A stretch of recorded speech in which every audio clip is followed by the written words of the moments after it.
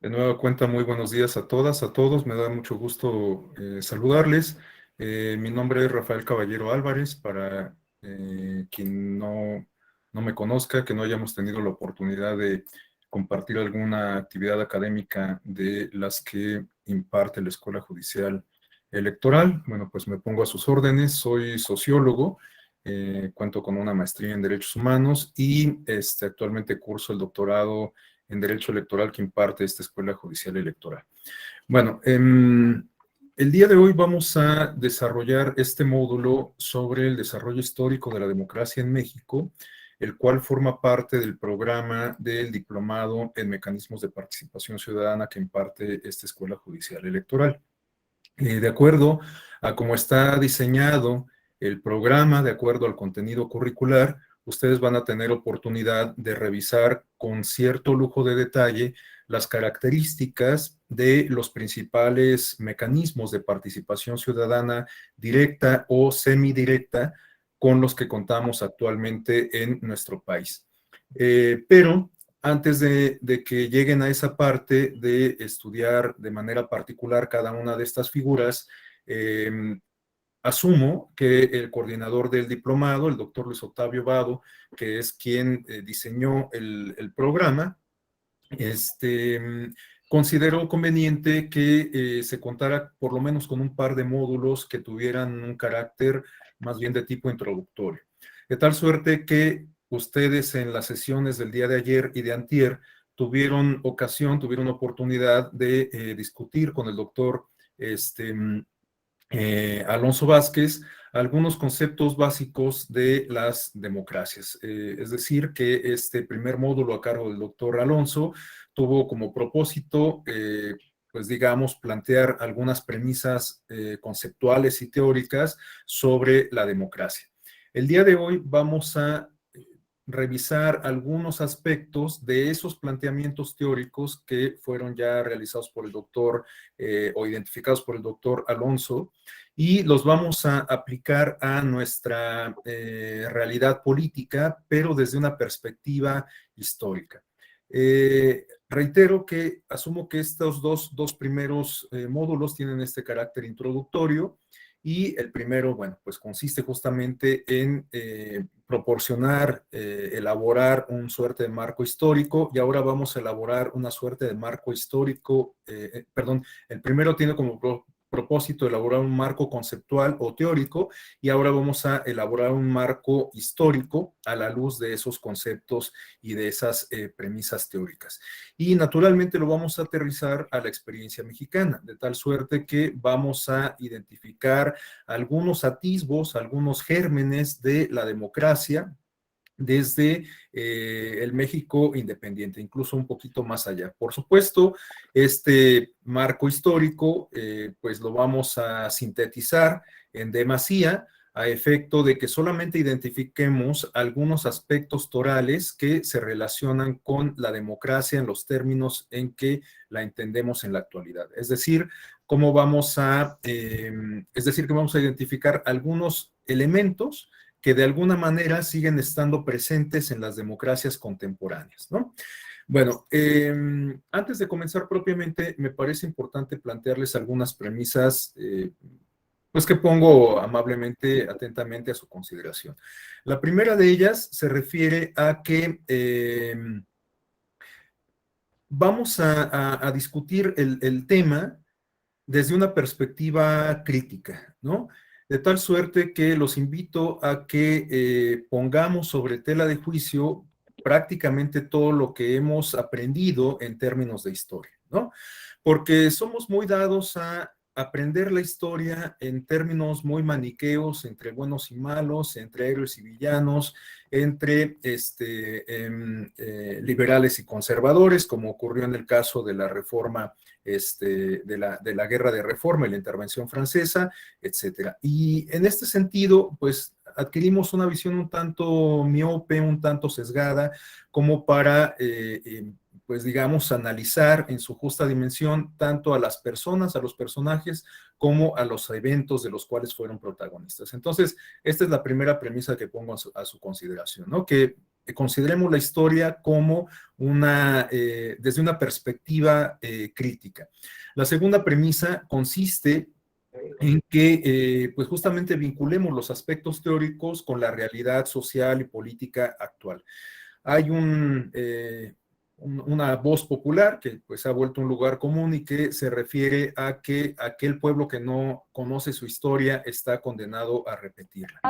En este sentido, me parece sumamente importante que en efecto la gente conozca su historia, que conozca los antecedentes que definen la realidad actual y en este sentido, pues que también nos permitan asumir una postura crítica respecto a cómo trazamos, cómo perfilamos nuestro futuro. De tal suerte que la segunda premisa se refiere justamente a identificar algunos aspectos de la historia que eventualmente pueden tener un impacto, una significación en el presente, y en este sentido, en la premisa concreta consiste en reconocer la historia no como una serie de sucesos en el pasado, sino como un proceso social que se mantiene a lo largo del tiempo de tal suerte que cualquier persona contribuye a hacer historia. De hecho, en la sociología, un académico muy reputado, Alan Turing, ha trabajado mucho el concepto de historicidad y, bueno, en términos sintéticos podríamos entenderlo justamente como un proceso en el cual contribuimos a hacer historia, ¿no? O sea, la historia no está en el pasado, no está en los libros, sino que prácticamente se construye en el día a día. Hoy estamos inmersos en un contexto de pandemia que justamente va a ser incluido en algún momento en los libros de texto, en los libros de novela incluso, seguramente servirá como contexto para echar a volar la imaginación de muchos literatos y en este sentido, pues todos estamos formando parte de esta historia que se está construyendo, ¿no? Entonces, bueno, esa es la segunda premisa, reconocer la historia como un constante devenir del cual todos formamos parte. La última premisa se refiere a retomar algo de lo que seguramente ustedes ya platicaron con el doctor Alonso Vázquez. Esta consiste en entender las democracias modernas como fundamentalmente representativas. Como ustedes seguramente ya lo vieron con él, bueno, pues la génesis de la democracia data entre el siglo XV, digamos, y el XVIII, particularmente en Europa. Esto que todos sabemos, nos lo enseñaron desde nuestras clases de bachillerato, va aparejado del ascenso de la burguesía, de la adopción del modo de producción capitalista para las sociedades contemporáneas, entre otras cuestiones. Bueno, ¿esto por qué es importante tenerlo presente? Pues porque hoy en día, si bien el poder sigue estando en manos de la ciudadanía, en manos del pueblo, como ocurría en la antigua Grecia, lo cierto es que ahora ese poder se ejerce de distinta forma en comparación como ocurría en las comunidades políticas griegas. En aquellas comunidades, todos sabemos que se ejercía una ciudadanía un tanto sesgada, un tanto elitista, sumamente excluyente, que solamente aplicaba para el caso de los hombres adultos, de tal suerte que las mujeres, los esclavos, los comerciantes, los jóvenes, incluso las personas adultas que no podían garantizar un determinado estatus económico, un reconocimiento social, pues no podían ejercer esta categoría de ciudadanía. Esto, pues, facilitaba, digamos, la discusión y la toma de decisiones respecto a los asuntos públicos, respecto a los asuntos de la polis. De tal suerte que, pues, los ciudadanos, para decirlo con mayor precisión, los ciudadanos griegos podían darse cita justamente en el ágora, en las plazas públicas, y entre todos plantear una agenda común y tomar las decisiones correspondientes, ¿no? Bueno, en la actualidad pensar en un esquema de esta naturaleza resulta material y humanamente inviable. Imaginemos lo que significaría que los 90 millones de personas que estamos en capacidad de votar nos demos cita en un espacio público para tratar de fijar una agenda igualmente pública y tomar todas las decisiones al respecto. Es absolutamente imposible. Bueno, para salvar esta esta circunstancia, las democracias modernas funcionan a partir de la designación de representantes, algo que todos sabemos. Y esta designación de representantes se hace mediante el ejercicio de un derecho político, que es el derecho al voto.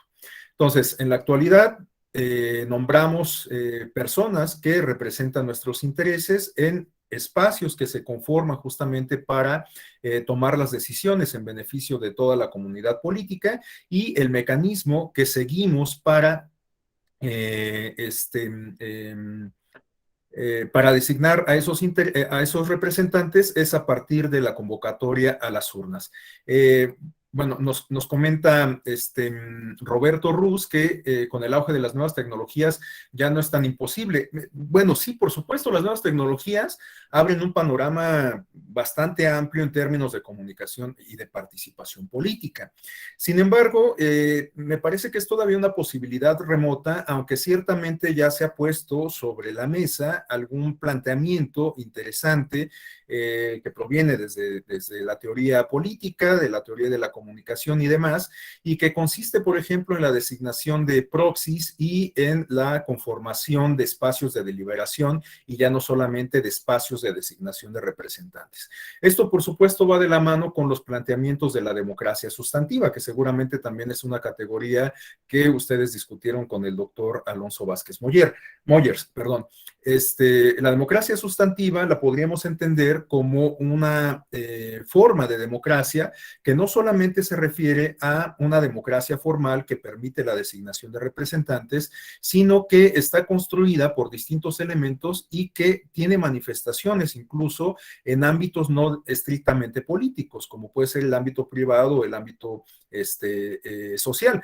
Pensemos, por ejemplo, en estas categorías, en estos conceptos de cultura política, de participación ciudadana, de formación cívica, entre muchos otros, de calidad de la democracia. Bueno, pues todos estos conceptos están asociados justamente con la categoría de democracia sustantiva.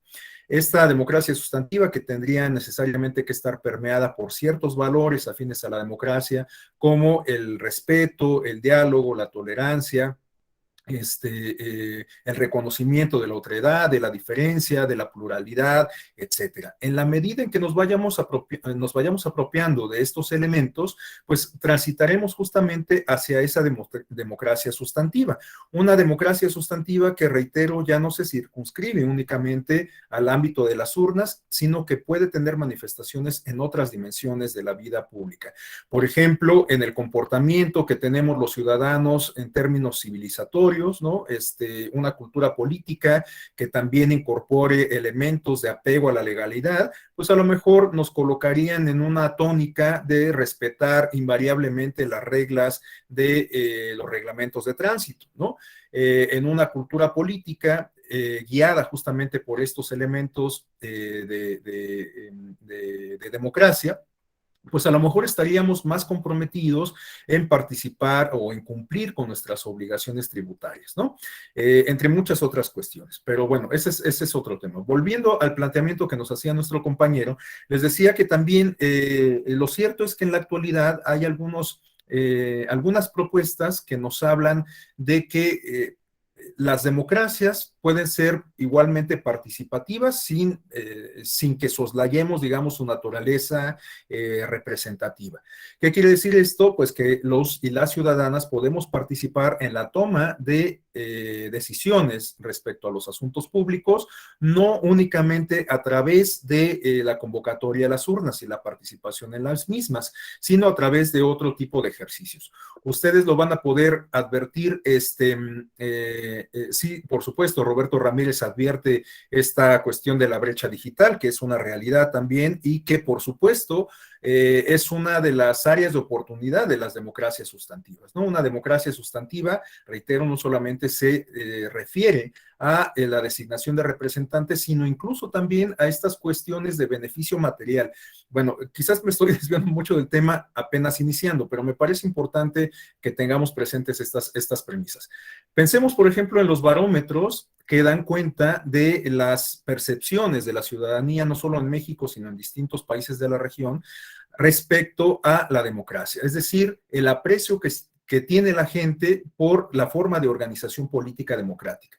Bueno, de acuerdo a algunos barómetros, como Latinobarómetro, la ENCUSI, que es la más reciente encuesta realizada por el INEGI con el INE, además de muchos otros antecedentes como la ENCUP, el Informe País, entre otros, dan cuenta de que el aprecio por la democracia es un tanto ambivalente, ¿no? De tal suerte que, de acuerdo a las distintas emisiones que han hecho estos barómetros, podemos advertir que hay mucha gente que, si bien prefiere la democracia, en determinadas circunstancias no le importaría contar con un gobierno autoritario, siempre y cuando este gobierno autoritario satisfaciera ciertas necesidades materiales. Por ejemplo, que hubiera mejores condiciones económicas, que hubiera menos pobreza, que hubiera más bajos índices de inflación, entre otras cuestiones, ¿no?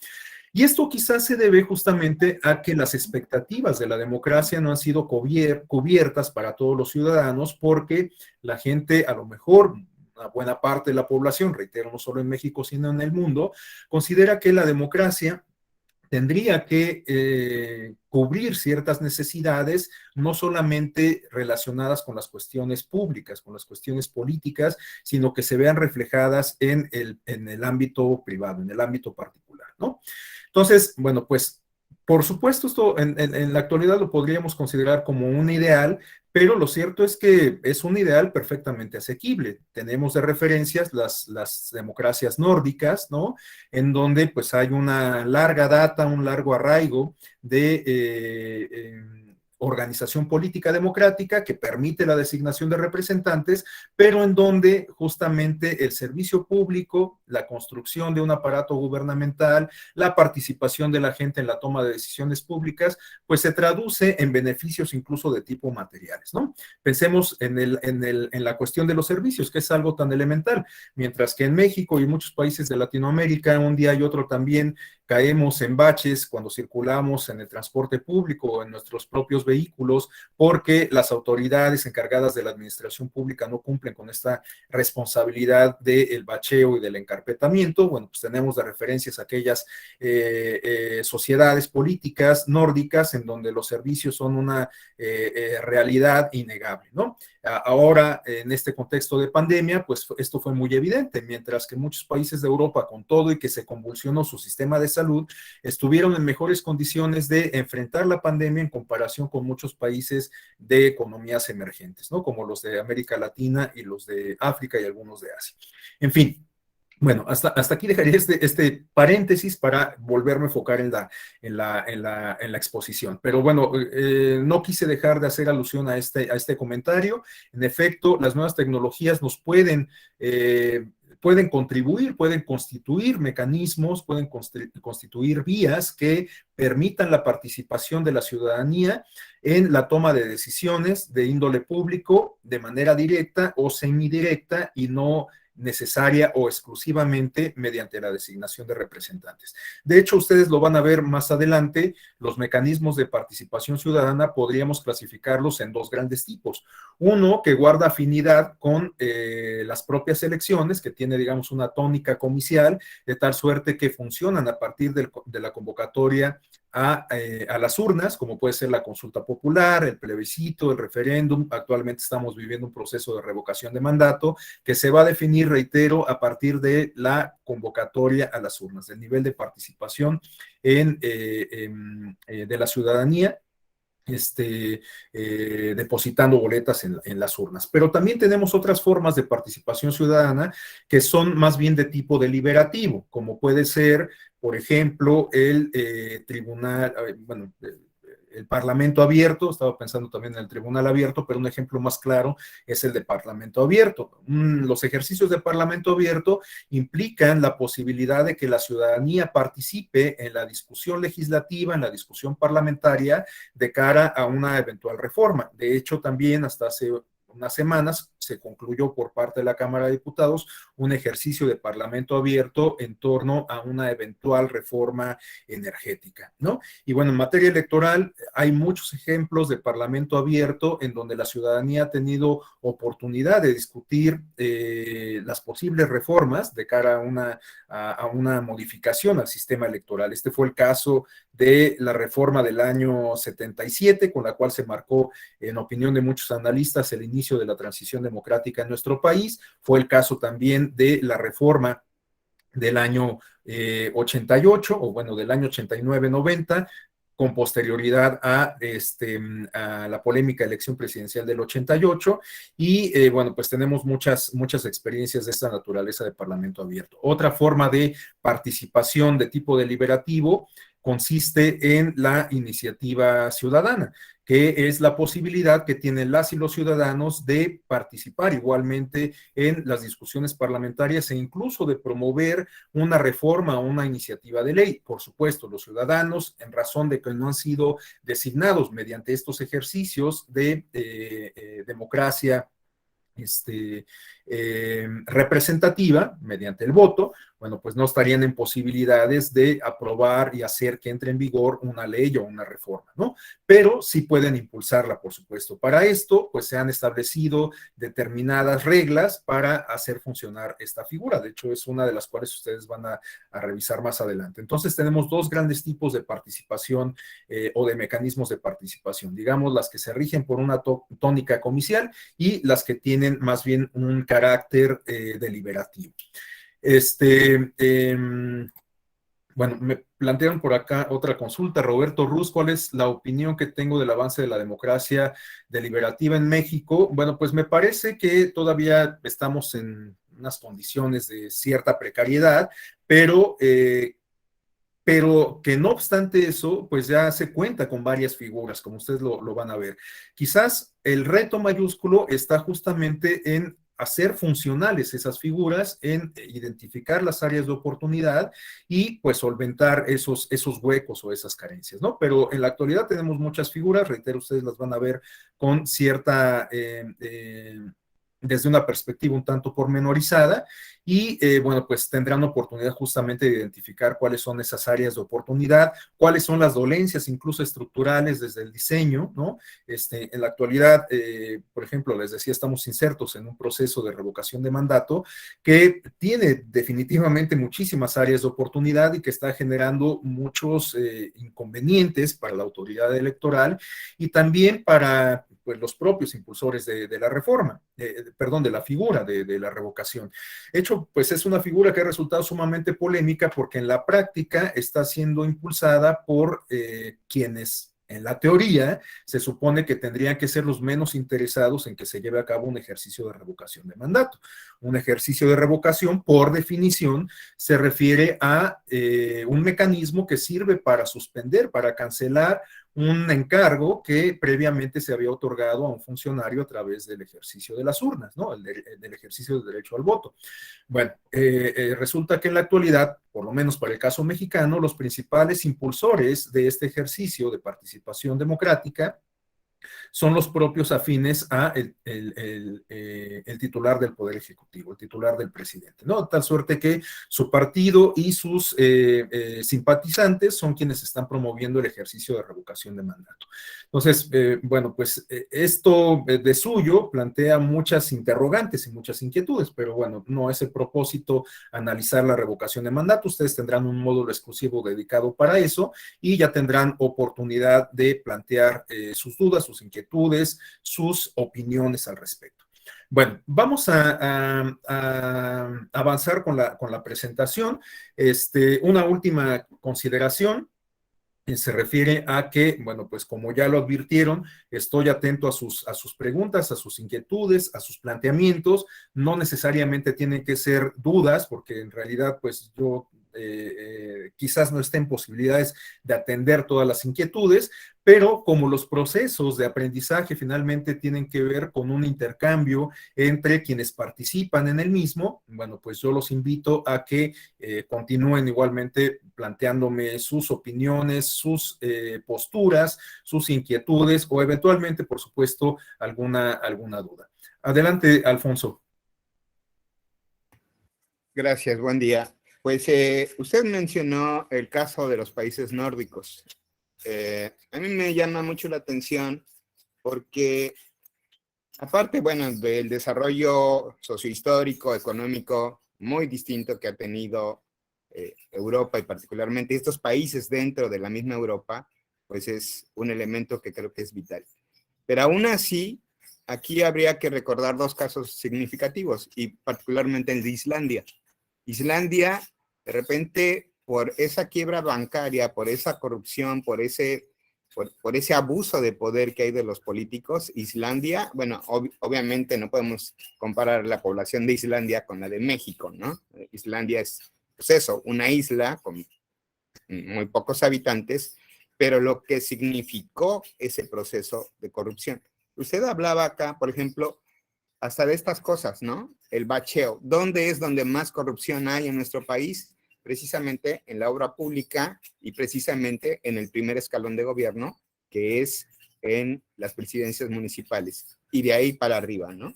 Entonces, yo creo que aquí cabría mucho esto, y no sé si va a ser muy polémico, pero ese cuarto poder que, por ejemplo, en Venezuela se ha planteado, un poder participativo, un poder de control, un poder ciudadano que sea el que audite tanto al legislativo como al judicial y bueno, el poder participativo en Venezuela particularmente está en observancia del poder judicial, ¿no? Pero tiene la misión de que el poder judicial, exigirle al poder judicial que pueda juzgar o llamar a cuentas al legislativo y al ejecutivo. Ahora, ¿cuál sería su opinión? Porque nuestra constitución, o sea, se habla mucho de la constitución, tenemos una constitución con 105 años de historia, o sea, que para mi gusto ya está un poquito anquilosada, pero además es una constitución que ha sufrido 707 modificaciones a través de 233 decretos. En tanto que la Yankee, por ejemplo, solo 27 en 230 y tantos años. Entonces, ¿no cree que es momento también en esta idea de un recambio de las estructuras sociopolíticas de este país? Es tiempo también de plantearse una nueva constitución, porque esta constitución actual pues ya no es lo que era, y simplemente para mencionar dos casos, aquel espíritu que tenía de derecho sobre los bienes de la tierra, Salinas los vino a destruir. Y entonces esa esencia de una revolución agraria pues desapareció. Ahora, obviamente ya no somos un país agrario, pero pues serían esas dos preguntas. O sea, ¿cómo de repente compararnos con países como los nórdicos? Ah, bueno, porque también Dinamarca tuvo un caso de corrupción muy fuerte que alejó mucho al electorado de las urnas. Y ¿qué tanto realmente esta constitución está respondiendo a las necesidades actuales de este país? Gracias. Gracias, Alfonso. Bueno, en un momento le doy el uso de la voz a Roberto, que también tiene la mano levantada, Roberto Ramírez. Lo que podría comentar al respecto son, bueno, sobre el caso de Venezuela, en efecto, tiene usted razón, desde la Constitución del 99 se planteó en la forma de organización política contenida en la Constitución, la división del poder público en 5 grandes sectores, ¿no? Lo cual llama poderosamente la atención en contraste con la teoría clásica planteada por Montesquieu sobre la división de 3 poderes únicamente, el ejecutivo, el legislativo y el judicial. En el caso de Venezuela, además de estos 3 poderes, se plantea, como usted bien lo comenta, el caso del poder ciudadano y el caso del poder electoral. ¿no? De tal suerte que la función electoral también se considera como una parte del poder público. Yo no estoy tan convencido de que eso pueda, de ese planteamiento, de ese esquema, en particular por lo que se refiere al poder electoral. Y tengo también mis dudas respecto al poder ciudadano, porque no sé propiamente si el poder, entendido como tal, el poder público, pueda tener, digamos, puede incluir a la ciudadanía, ¿no? Por lo menos como un poder constituido. O sea, evidentemente el ejercicio del poder se tiene que acompañar por la ciudadanía, que son quienes detentan, quienes integran la ciudadanía, somos quienes detentamos finalmente el poder. Pero no sé si este esquema sea, digamos, como lo más indicado. Eso no quiere decir, sin embargo, que yo esté en contra de que se adopten mecanismos de rendición de cuentas y de accountability social. De hecho, esto también está planteado en la teoría, ¿no? Me parece que es sumamente importante que se avance en este sentido. Es indispensable que la ciudadanía cuente con más herramientas, con más mecanismos para realizar escrutinios del ejercicio del poder y también para, en su caso, sancionar, denunciar y sancionar a los servidores públicos que desempeñen esta función de manera corrupta, arbitraria, con poca ética pública, etcétera, ¿no? Entonces, bueno, para cerrar esa idea, yo no estoy tan convencido del esquema, pero estoy plenamente convencido de que de cualquier forma es indispensable que se adopten mecanismos de accountability social, de escrutinio ciudadano, ¿no? Y respecto a el tema de la Constitución, bueno, usted tiene absolutamente toda la razón, quizás es una Constitución que ha sufrido demasiadas modificaciones, la mexicana, pero también quizás porque hemos adoptado más bien una lógica, una tónica de ver a la Constitución en términos reglamentarios, ¿no? Basta con revisar el artículo 41 para darnos cuenta de que muchas de las cuestiones que rigen la función electoral tienen este carácter reglamentario en un artículo de la Constitución. Ahí hay fracciones, bases, incisos, etcétera, ¿no? Es un artículo sumamente amplio. Cuando hay otras constituciones, como la norteamericana, que usted bien refiere, se rigen más por estos planteamientos de la teoría jurídica que consideran a las constituciones como un repositorio de principios, ¿no? Y los principios son vistos, como lo plantean los autores clásicos, como mandatos de maximización, de tal suerte que los aspectos normativos pues se tendrían que plasmar en todo caso en las leyes secundarias, ¿no? Y en los reglamentos. Pero esa es una opinión personal. Al margen de eso, pues quizás sí convendría hacer un análisis, una revisión más o menos detallada, o más bien muy detallada, de qué tanto responde la Constitución del 17 a las realidades políticas y sociales en la actualidad. Eso coincido plenamente. Pero reitero que yo soy más de la idea de entender la Constitución como como la base de la organización política y que más bien los aspectos propiamente normativos, reglamentarios, tendrían que estar contenidos en otros instrumentos que deriven de la Constitución. Pero reitero, esa es una opinión personal. Le damos el uso de la voz a Roberto. Sí, buenos días, Adelante, Roberto Ramírez. entonces todos. Es sobre, con relación a esos puntos, ¿no? De lo que se está hablando sobre la Constitución y la verdad, a mi punto de vista, si nos vamos a sistemas de gobierno, pues, o al sistema electoral, pues, en Estados Unidos sí está, es una democracia muy arcaica, ¿no? Se quedó en el siglo XVII el sistema electoral. O sea, es una democracia indirecta en ese caso. Y también el sistema jurídico es distinto al sistema jurídico mexicano. Y sí, yo también soy de la idea de que si se va a modificar la Constitución, se tiene que modificar la estructura política del país. O sea, la Constitución es la que sienta la base para toda esa estructura, tanto política, social y económica del país. Y sí, también de que muchos gobiernos anteriores han manoseado, por ejemplo, valga la redundancia, ¿no? De que, de que han utilizado la Constitución para verter esas disposiciones reglamentarias porque en sí debería de ser sentar las bases generales y ya una ley debe desarrollar toda esa estructura, pues, pues también convengo en esa cuestión, pero sí, sí, yo en ese sentido, pues cada país tiene un contexto distinto. O sea, como mencionaba aquí el compañero, no es lo mismo Islandia, que tiene menos de 500.000 de habitantes, a un país con casi más de 100 millones, en ese sentido.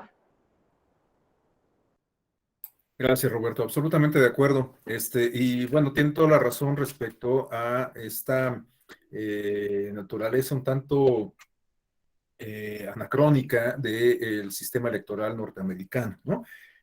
Pero bueno, pues les había funcionado hasta no hace mucho, ¿no? Hasta la elección de Bush, pues se puso en tela de juicio, digamos, la eficiencia del sistema electoral, y ahora en la época de la posverdad y teniendo como protagonista a Donald Trump, pues nuevamente se evidenciaron algunas de las carencias del sistema electoral norteamericano. Pero reitero, pues les había funcionado, ellos siempre presumen que son la mejor democracia del mundo, y bueno, pues reitero, les había funcionado. Y ahí lo que yo comentaría al respecto, ahorita me vino a la cabeza la idea, es que quizás les había funcionado porque tienen, digamos, una cultura política un tanto más afianzada en términos electorales o de democracia electoral en comparación con México, ¿no? Pensemos justamente cómo funciona el sistema electoral norteamericano, en donde en algunos estados, en algunos condados se vota de manera anticipada, se utilizan urnas electrónicas en otros casos,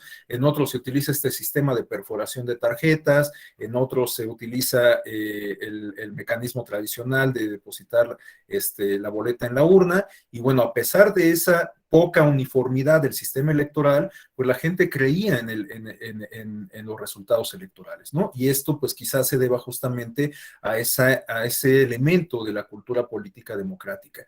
A lo mejor ahora estamos hablando de condiciones distintas, en esta época de la posverdad, como lo comento, y teniendo personajes como Donald Trump.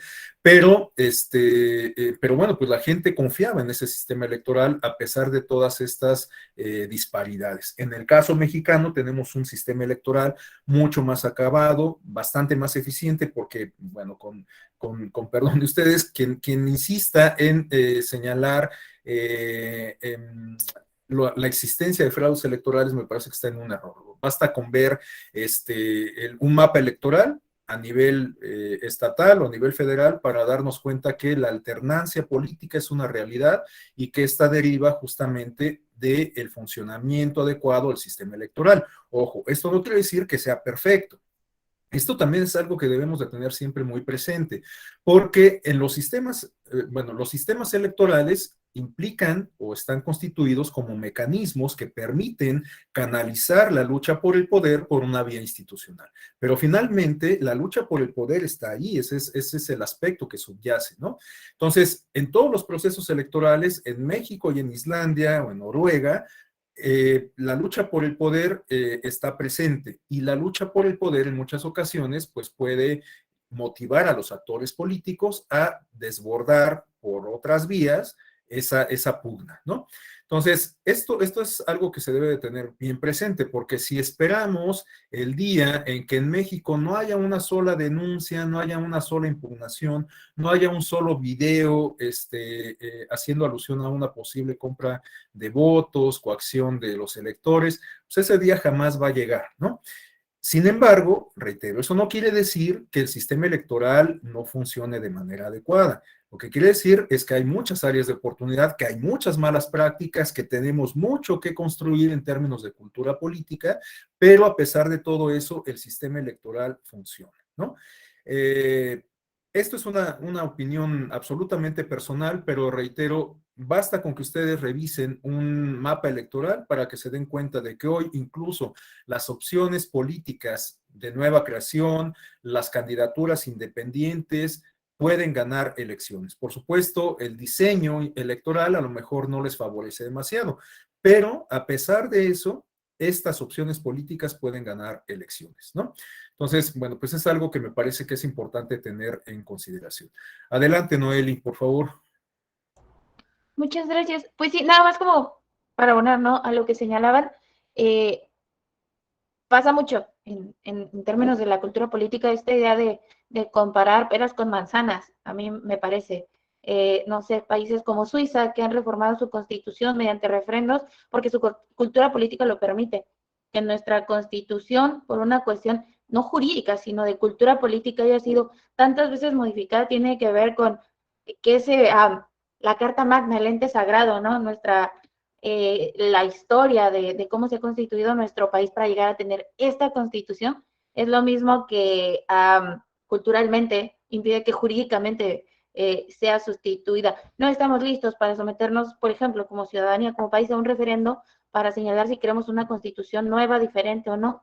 Y más bien, aunque ya nada tiene que ver la constitución del 17 con la que está vigente ahorita en 2022, es por este mismo tipo de transformaciones, ¿no? Incluso si jurídicamente sí estamos avanzando en una dirección mucho más acelerada, más progresista, con otra perspectiva totalmente distinta a la noción de país que había en 1917, como cultura no, precisamente por lo que usted nos señalaba, ¿no? O nos pedía al inicio de la reunión, de que estamos acostumbrados a ver la historia de nuestro país como una historia de buenos, de malos, de ganadores, de perdedores, es que en esos términos, como que una transformación, una modificación en este sentido no se ve posible en este momento, porque seguimos, pues sí, viviendo aferrados a estos dioses históricos que son lo que han generado esta noción de nacionalismo mexicano, que es ahí de las cosas, de las bases que le dan sentido a la construcción que hasta este momento tenemos de ciudadanía y que nos permite ir desarrollando, aunque sea poco a poquito, nociones más participativas de la misma en el contexto democrático. Sí, coincido plenamente, Noeli. A lo mejor no son las mejores condiciones en la actualidad para llevar a cabo una discusión o un ejercicio participativo en aras de diseñar una nueva constitución. De hecho, pues en México estamos viviendo un fenómeno de polarización política y social bastante interesante, que además no es exclusivo de México, ¿no? Hay que decirlo muy claramente. El fenómeno de la polarización se cierne sobre muy distintas sociedades del mundo hoy en día. Y a través de las redes sociales esto también se hace muy patente, ¿no? Ustedes, si tienen cuenta particular de Twitter, Facebook es quizás un poquito más personal, pero Twitter, que permite pues justamente generar una discusión pública a través de una red social, se podrán dar cuenta de que absolutamente cualquier cosa puede ser objeto de polémica, y esta polémica, casi en todos los casos, suele polarizar en dos grandes posturas, ¿no? Pero absolutamente cualquier tema, absolutamente cualquier evento. Y si no, vean ustedes justamente cómo se ha polarizado la discusión en torno a lo que sucedió en la entrega de los Óscares, ¿no? Este bofetón que le dio Will Smith a Chris Rock. O sea, la polarización que se ha generado a partir de ese evento, que hasta podríamos considerar un poquito trivial, bueno, pues es de escala mundial, ¿no? Así, para plantearlo en esos términos. Entonces, bueno, pues hoy en día justamente me parece que uno de los grandes retos de las sociedades contemporáneas consiste en reflexionar acerca de esto que muy comúnmente se conoce como el tejido social, ¿no?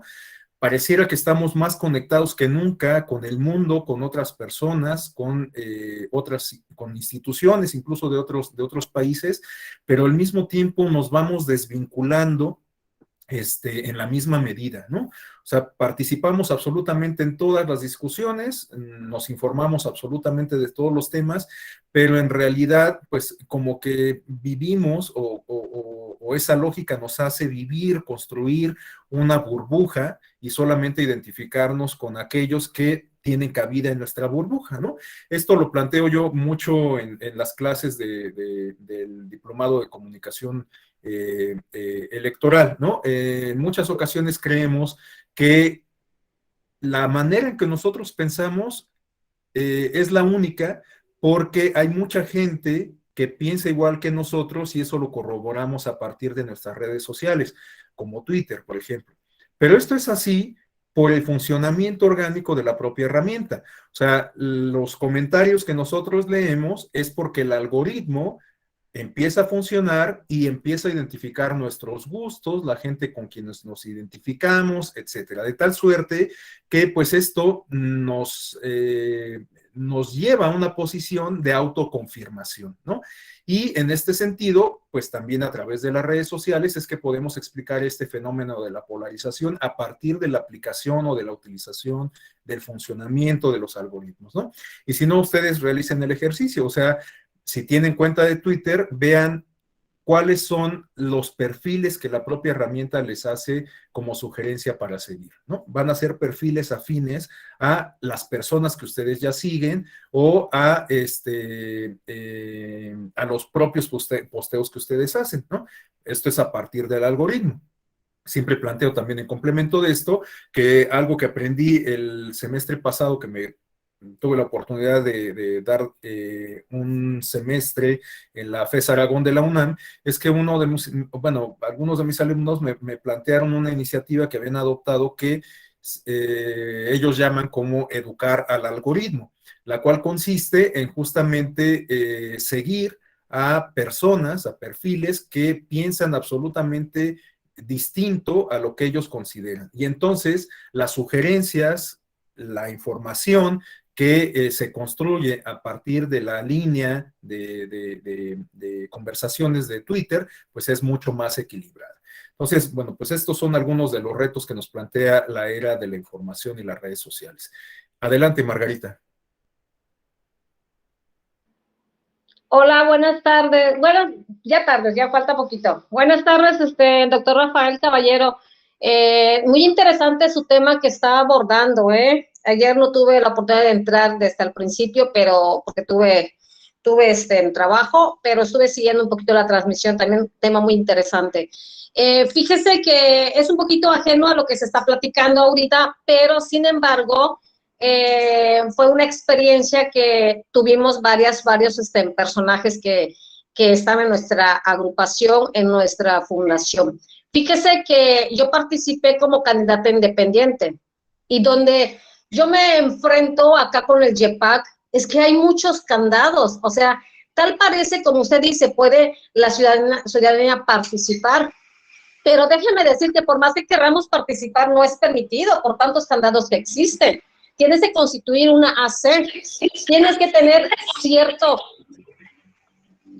Creo que Fátima tiene abierto su micrófono. Ya.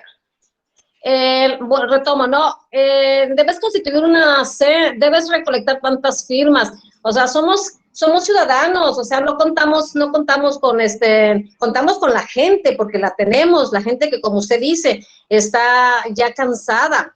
Pero los candados son muy fuertes para que queramos participar. Yo siempre lo he dicho, parece herencia política esto. ¿Por qué razón? Porque como nosotros le decimos, viene un pez grande y ¡boom!, te aplasta.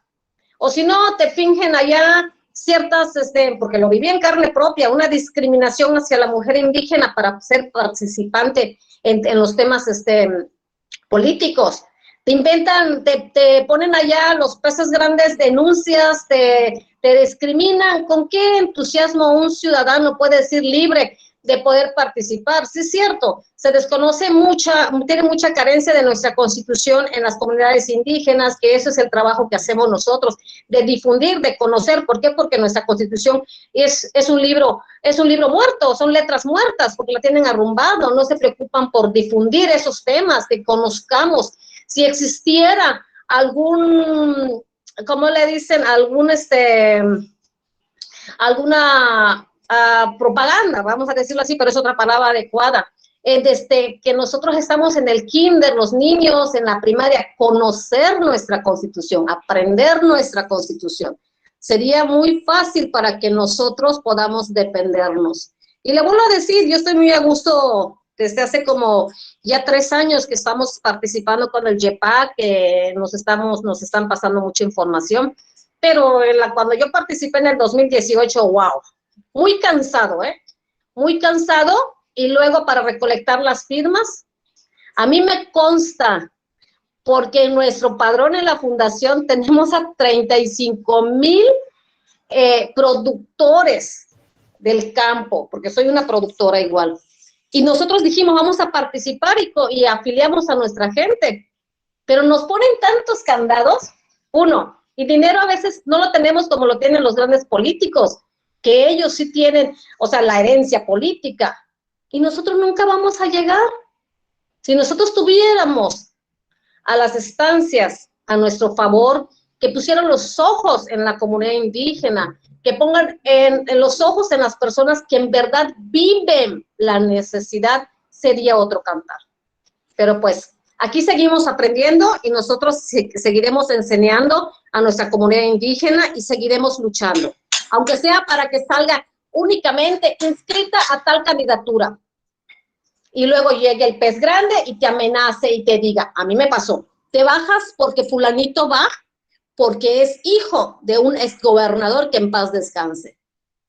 Y así he vivido amenazas y amenazas, pero seguimos luchando y seguimos preparándonos. Ahora estamos estudiando Derecho para seguir defendiéndonos. Muchas gracias y excelente presentación de usted. Gracias, Margarita. Bueno, el caso que usted plantea de las candidaturas independientes es bastante interesante y también lo podríamos considerar no propiamente como un mecanismo de participación ciudadana, pero sí como una figura que permite la participación política de la ciudadanía sin pasar por la aduana de los partidos políticos, aunque ciertamente hay muchas áreas de oportunidad. A lo mejor el diseño de las candidaturas independientes no es el más adecuado, aunque también hay que recordar que en el ámbito de las entidades federativas, las legislaturas locales están en facultad de regular la figura y el funcionamiento, la operación de las candidaturas independientes, naturalmente respetando las reglas generales que podemos identificar en la Constitución Federal. Pero lo cierto es que esta figura ha venido bastante a menos en comparación del boom que hubo después de que se reglamentó con la reforma del año 2014. Recordemos que uno de los casos más significativos fue el del gobernador de Nuevo León, de Jaime Rodríguez Calderón, quien por cierto pues ahora está inserto en una situación judicial bastante comprometida, pero en su momento fue el caso de mayor éxito, de mayor resonancia en términos de candidaturas independientes. En aquella elección del año 2015 también resultó electo como diputado local Pedro Kumamoto, quien era visto como el prototipo de las candidaturas independientes, en razón de que no tenía ninguna afiliación partidista previa, en comparación, por ejemplo, con el Bronco o con Manuel Cloutier, quien fue electo como diputado federal por Sinaloa. Y después vimos que en los años subsiguientes las candidaturas independientes han tenido un franco desplome, de tal suerte que en la actualidad no tenemos un solo legislador, una sola legisladora que haya llegado a ese cargo por la vía independiente. Y quizás en la actualidad el diseño actual de las candidaturas independientes solo sea útil para impulsar liderazgos muy locales, de tal suerte que quizás las mayores y mejores experiencias de éxito de las candidaturas independientes las podamos advertir en el ámbito de las elecciones municipales, ya que recordemos que si bien en algunos casos las planillas encabezadas por candidatas independientes no logran ganar, a partir del principio de representación proporcional se hace posible que integrantes de esa planilla puedan ocupar cargos en las sindicaturas y en las regidurías de los ayuntamientos, ¿no? Y por último, respecto a estas vicisitudes que tienen que enfrentar los ciudadanos como usted, que buscan participar en la vida política por las vías institucionales, bueno, pues coincido, me parece que hay muchas resistencias, hay muchas cuestiones estructurales que entorpecen la franca participación de las y los ciudadanos, pero pues hemos avanzado bastante en este sentido, aunque por supuesto nos falta mucho trecho por recorrer, ¿no?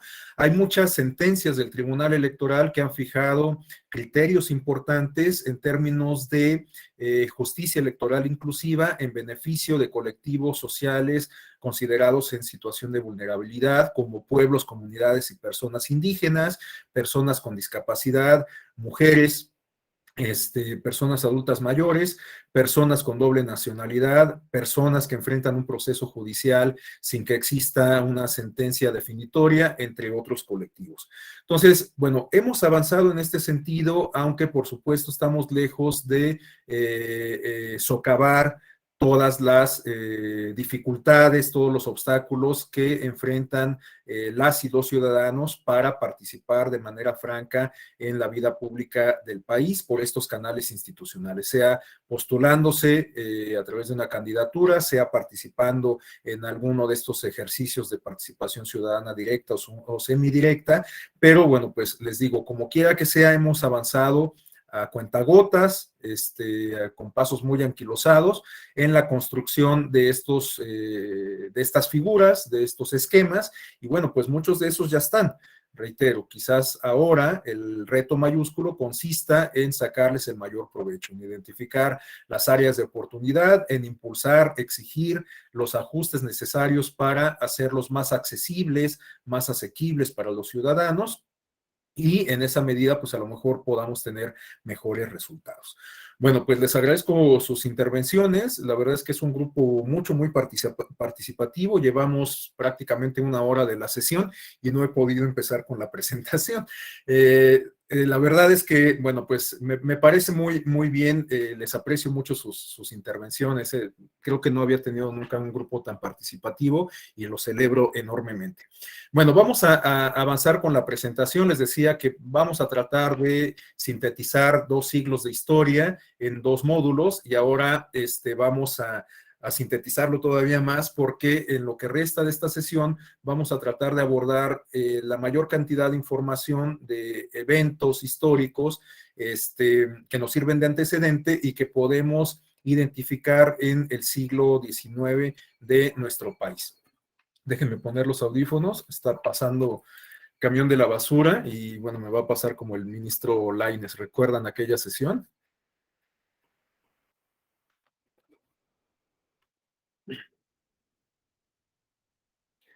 Bien, bueno, aquí me fui muy para atrás en el tiempo.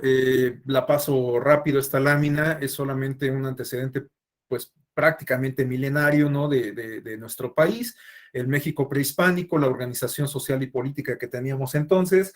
Esto también me lleva a recordar esa primera premisa o segunda premisa que les planteé de estudiar la historia en términos o desde una perspectiva crítica, ¿no?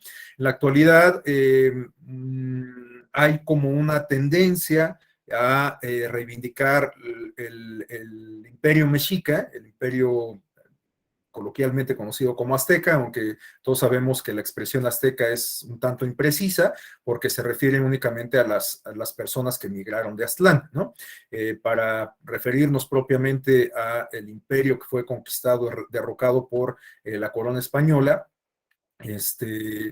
tenemos que referirnos a ellos como mexicas, ¿no? Y bueno, les decía que aun cuando hay esta tendencia de reivindicación, la cual comparto, por supuesto, tenemos que sentirnos orgullosos de nuestras raíces milenarias prehispánicas. Me parece que esta tendencia es un poco tendenciosa y también se inserta en esta lógica de polarización que comentábamos hace rato, ¿no? Porque muchas de las posturas que buscan reivindicar este pasado indígena, en particular el asociado con el imperio azteca, impiden ver ciertos elementos asociados con la caída de Tenochtitlan, ¿no?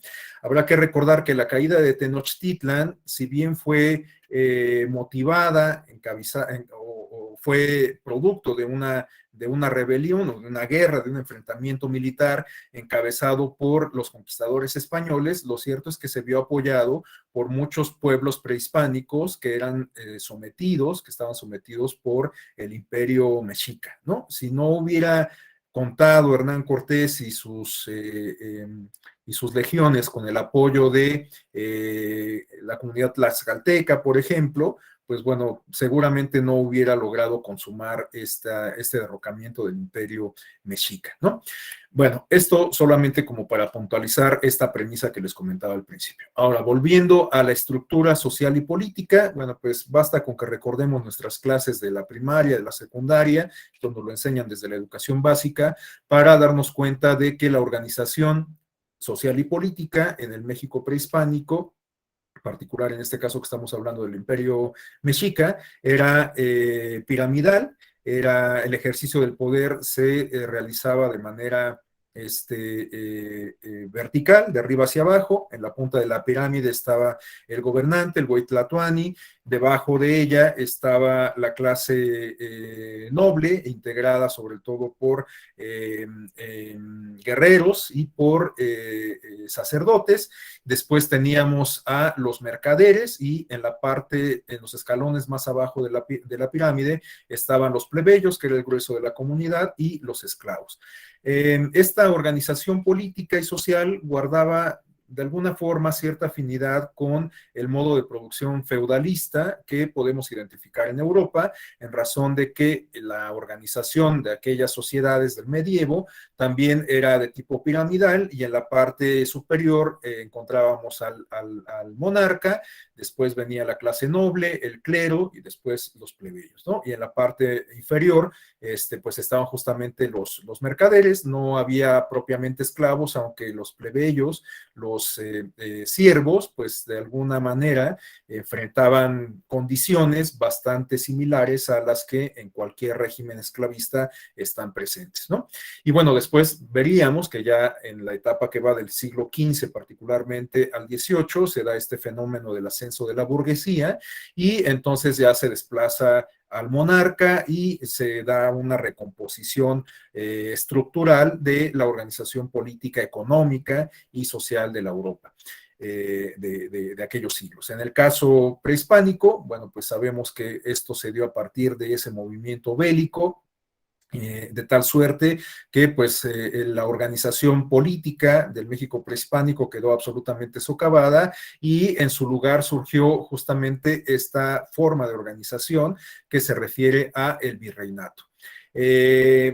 Hay quienes consideran que, bueno, lo que iba a decir es que en muchas ocasiones solemos referirnos al virreinato como la época colonial, aunque hay muchos autores que consideran que es una imprecisión el utilizar esta voz, esta expresión de colonia. En razón de que si uno compara, por ejemplo, el fenómeno del colonialismo, los movimientos colonialistas que se dieron en espacios como África o en Asia por parte de la corona británica, pues nos daremos cuenta de que las condiciones de organización política, social e incluso económica de aquellas latitudes africanas y asiáticas son completamente diferentes a la forma de organización política, económica y social que se adoptó en prácticamente toda América Latina, o lo que hoy es América Latina, ¿no? Entonces, bueno, hay quienes consideran que es impreciso justamente utilizar esta expresión de la colonia, y que lo más adecuado es referirse a ese periodo como el virreinato. Bueno, durante el periodo del virreinato lo que tenemos es una forma de organización política y social que guardaba mucha similitud con la establecida en Europa.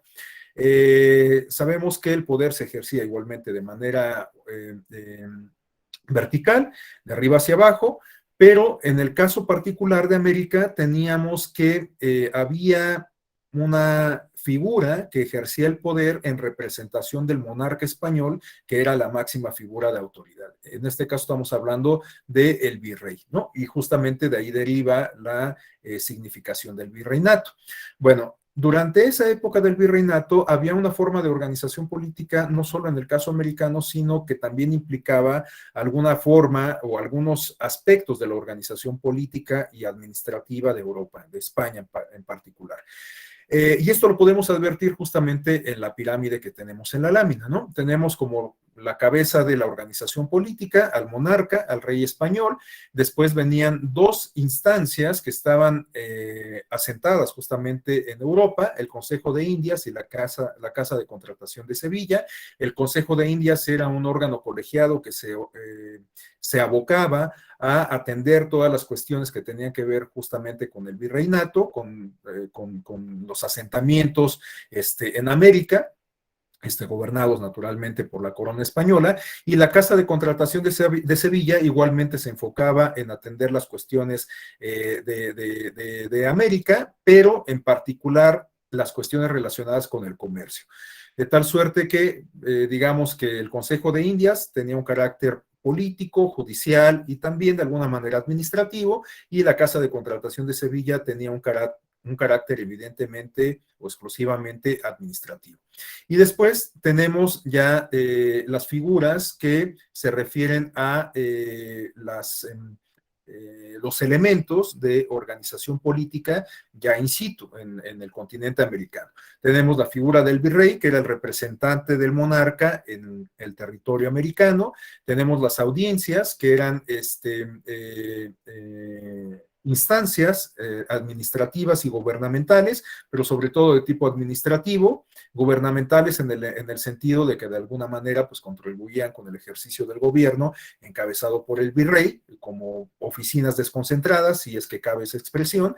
Y tenemos también el caso de los gobernadores y de los ayuntamientos. Recordemos que el ayuntamiento ocupó un lugar fundamental en la estructura de la Nueva España y pues ha logrado pervivir a lo largo del tiempo. El primer ayuntamiento que se fundó en territorio americano fue el de Veracruz, de tal suerte que pues justamente el ayuntamiento más antiguo en América Latina tiene su sede, su origen en México.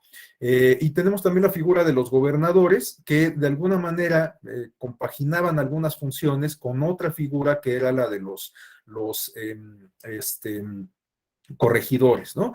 Los gobernadores estaban a cargo de los gobiernos de las provincias, los ayuntamientos, bueno, pues estaban a cargo de la administración de células de organización política y administrativa bastante más reducidas, y los corregidores eran las personas encargadas de fungir como enlace entre los distintos órdenes de gobierno y administrativos. Es decir, que el corregidor contribuía a el enlace, a las relaciones que existían entre los gobernadores y los ayuntamientos, entre los gobernadores y los ayuntamientos con el virrey, y naturalmente, bueno, pues hasta ahí llegaba su campo de acción, ¿no? Ya que el virrey pues daba cuentas directamente a la corona española. Y de hecho, bueno, pues recordemos una de las figuras más emblemáticas de la Revolución de Independencia, que era justamente la corregidora de Querétaro, ¿no? Que fue quien advirtió del descubrimiento de la conspiración respecto al movimiento insurgente. Y de hecho, justamente a eso se refieren los siguientes apuntes. Ya en el año de 1810 se llevó a cabo este movimiento insurgente encabezado por criollos, que eran pues si lo podemos denominar así, una clase social que estaba definida por el mestizaje, pero este mestizaje tenía un origen particular.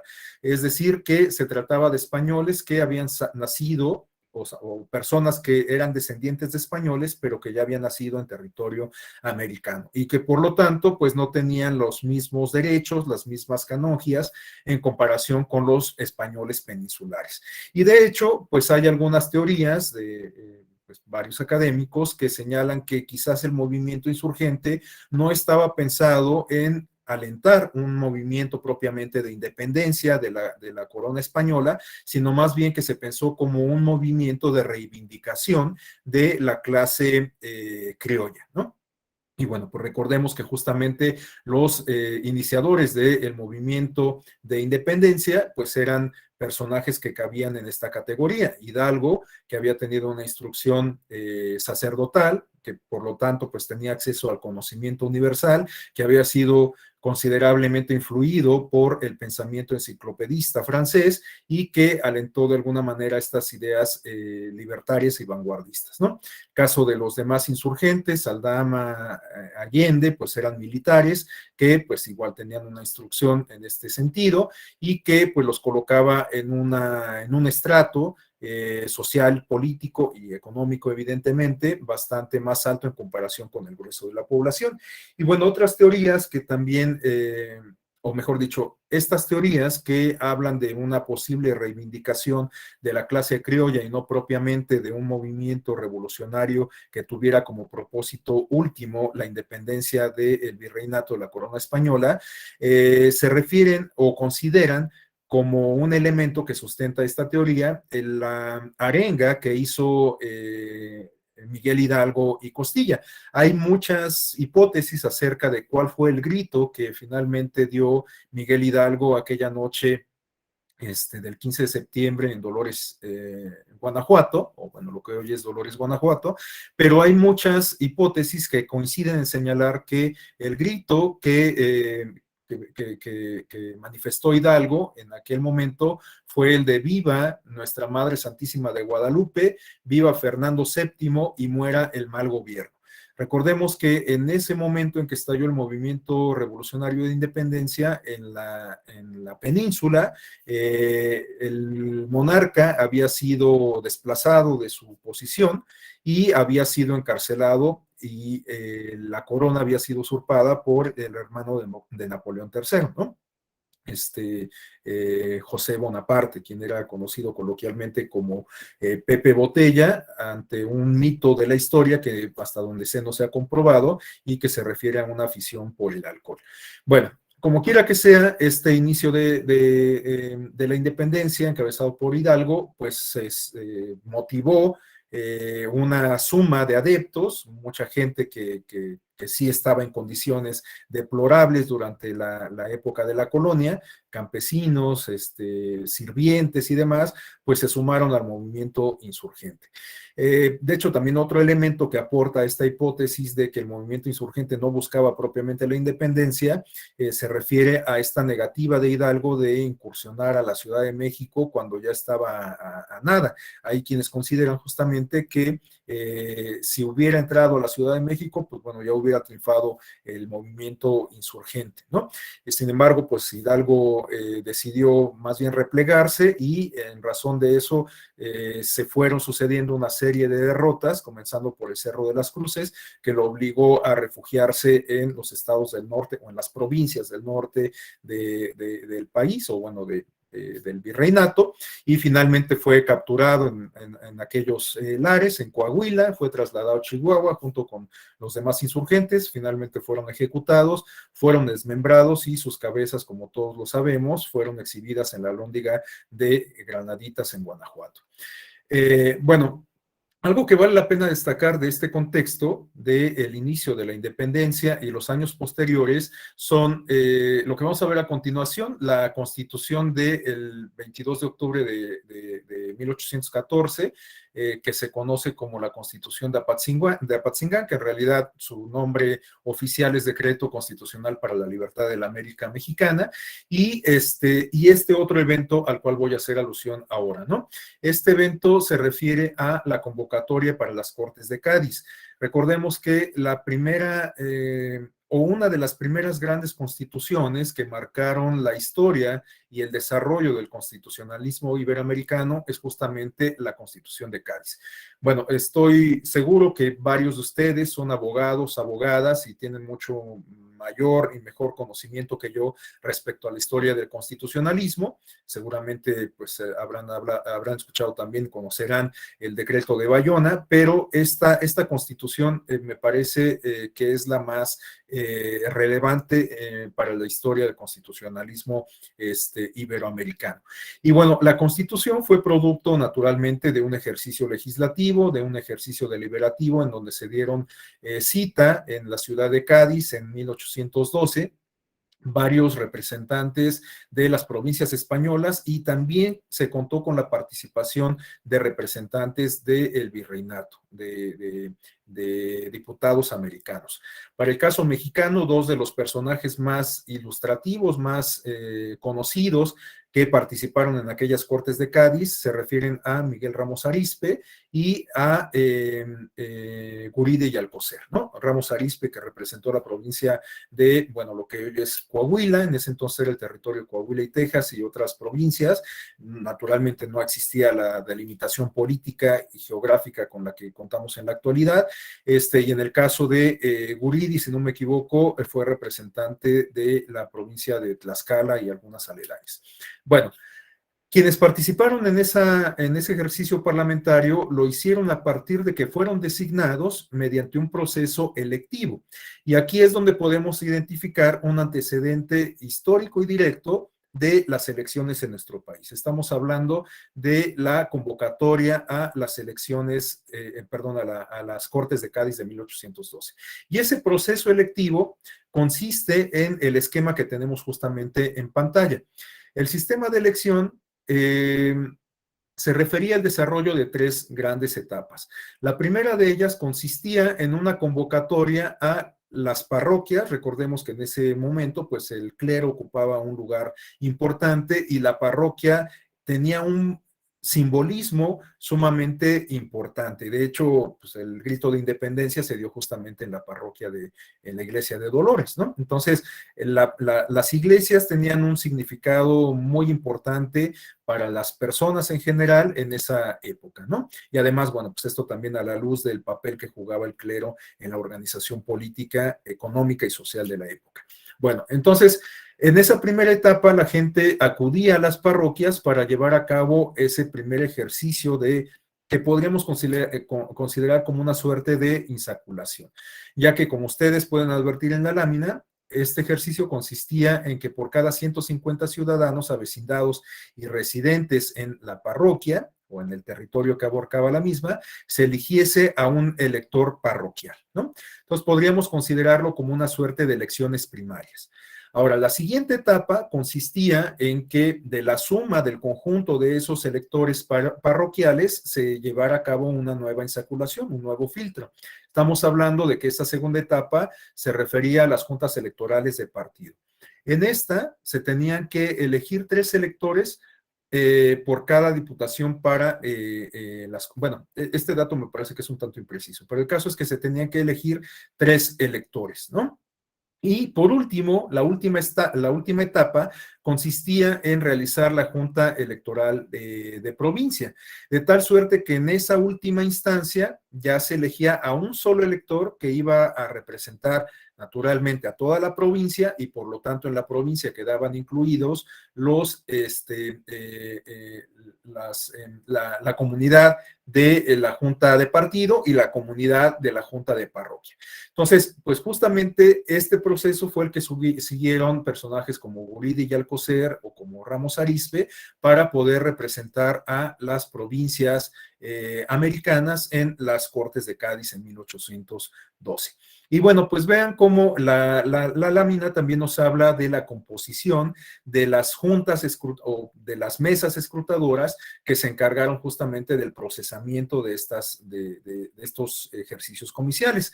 Tenemos que las mesas escrutadoras estaban integradas por el presidente de la misma, que era el cura, el sacerdote, 2 escrutadores y un secretario, ¿no? Entonces, y bueno, pues algunas de las funciones que se desempeñaban guardan mucha similitud con las mesas directivas de casilla que tenemos en la actualidad.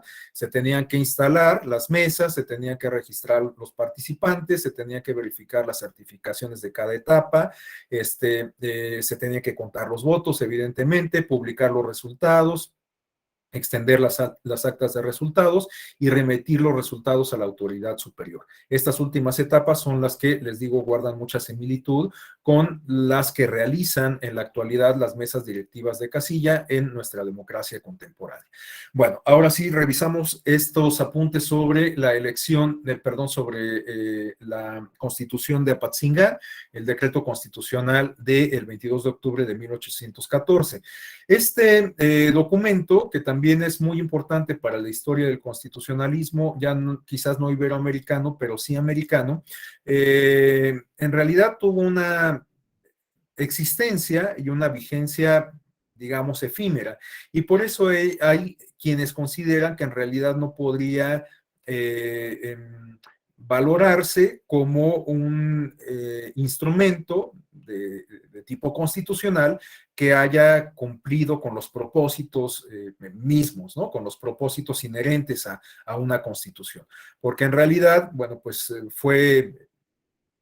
nunca logró entrar en vigor en todo el territorio, fue promulgada en un contexto sumamente convulso, en donde todavía estaba en marcha la guerra de independencia. De hecho, recordemos que justamente el movimiento bélico duró del año de 1810, que fue cuando se gestó, hasta el año de 1821, ¿no? Y de hecho, pues estamos ya por tradición acostumbrados a celebrar la independencia de nuestro país en la fecha en que esta dio inicio, el movimiento de independencia. Pero en realidad no solemos conmemorar cuando se consumó la independencia, que fue justamente en septiembre de 1821, ¿no?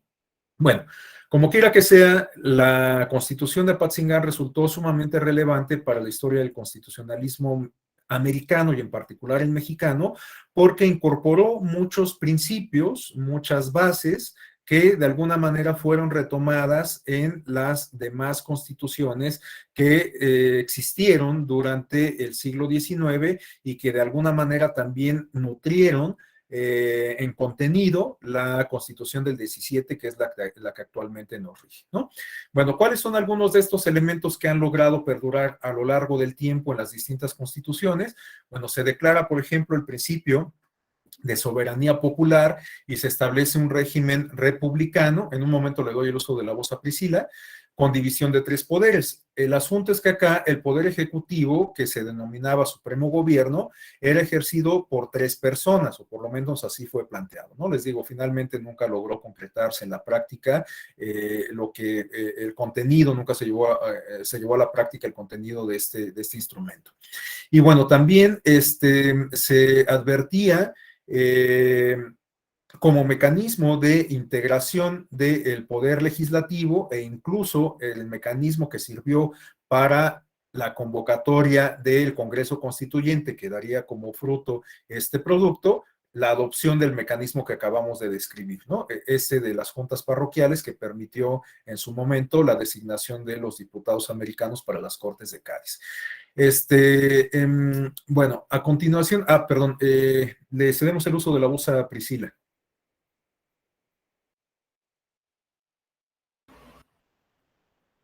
Buenas tardes, mi nombre es Marcela Cham. Sigo robándole el correo electrónico a mi hija para poderme comunicar. Le agradezco y hay cositas un poquito complejas para entenderlo en la actualidad, pero me preocupa ahora lo que usted acaba de mencionar y ojalá pudiera explicar un poquito más actualizado la decisión de los 3 poderes, porque pues la del pasado, bueno, creo que ya nos queda claro que no sirve para nada. Y la del presente, pues esperemos que pueda poner algún puntito allá para algunos cambios.